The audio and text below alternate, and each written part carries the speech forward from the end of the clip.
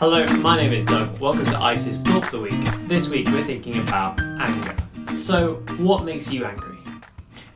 One of the things that makes me angry is forgetting something. Like if you've gone to the shops and you forget your shopping bags or forget your wallet. In an online poll of what makes people angry, the top answer was the feeling of not being listened to, which I think we can all agree is a pretty infuriating feeling. Anger is natural. Everyone gets angry sometimes, but angry outbursts and irrational anger aren't good things. I'm sure we've all been very angry and seen the consequences of an angry outburst. My friend David once broke half the bones in his hand because in anger he punched a lamppost. Safe to say, don't recommend that to anyone. In sport, getting angry often has really bad consequences. In 2009, Serena Williams was playing the US Open semi-final against Kim Clijsters. So Clijsters was a set ahead, and then Williams fouled and it went to match point. Williams then shouted at the line judge for making that call, and that prompted the umpire to give her a point penalty, which ended up costing her the set and the match. We all get angry sometimes, and we can't always control what makes us angry, but we can always control how we react. And if we don't try and get hold of our anger, we could end up in a lot more trouble. For example, let's say you're in a classroom, and your friend talks to you, and then the teacher turns around and tells you off.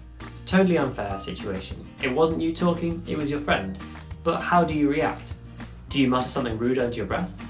Do you shout back at a teacher? Do you swear or storm out of a lesson? Because you know, the angrier you get, the worse it gets for you, the more trouble you're going to get in. Thomas Monson, a religious leader in the US, once said, "Anger doesn't solve anything. It builds nothing, but it can destroy everything." Remember, anger is a choice. You don't have to get angry. You can choose to react to a situation differently. Sometimes we hold on to anger, and that's not good for us either. Imagine anger or staying angry like clenching your fist. Every time you get angry, you tighten your fist a little bit more. And after a while, it's going to start to hurt. Like, not only is it going to cramp, but your nails start digging into your palm of your hand. This is like anger if we don't deal with it properly. It's just causing us more harm. This is especially true if we're angry at a specific person. We might think that our anger is hurting them, but actually it's going to be hurting us a lot more. Staying angry is just like gripping our fist tighter and tighter. So what's the choice? Well, you can let go. Feel the release in your hand and feel the release in your soul. Forgiving people, even if they are totally to blame and even if they haven't said sorry, is a powerful and important thing to do. It's important to let go of your anger because soon the only person it's going to hurt is you. So how do I deal with anger? Well, classic technique is stop before you react. Count to 10 in your head. And then think, is it worth me getting angry about this? Is the situation going to benefit from me having an angry outburst at this? Or can I just let it go?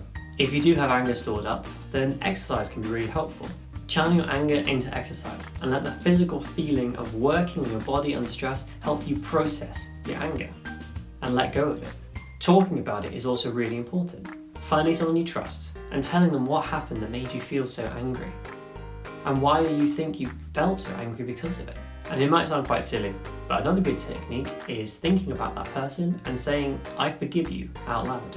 Now, you might have a question here, but what about righteous anger? Isn't it sometimes good to be angry? Well, yes. There are plenty of things in this world that it's right to get angry about. Racial injustice, systematic sexism, the fact that the richest 10 people have the same amount of money as the poorest 3.5 billion people, or climate change, and governments not doing enough to try and mediate it. Getting angry about things like that is good. We should be angry about the terrible things like that. But use your anger to motivate you. Don't take it out on the people around you. Channel it and work out how you can make a difference and then go and make that difference. Those are some of my thoughts about anger, but what about you? What do you think about anger? See you next time. Bye.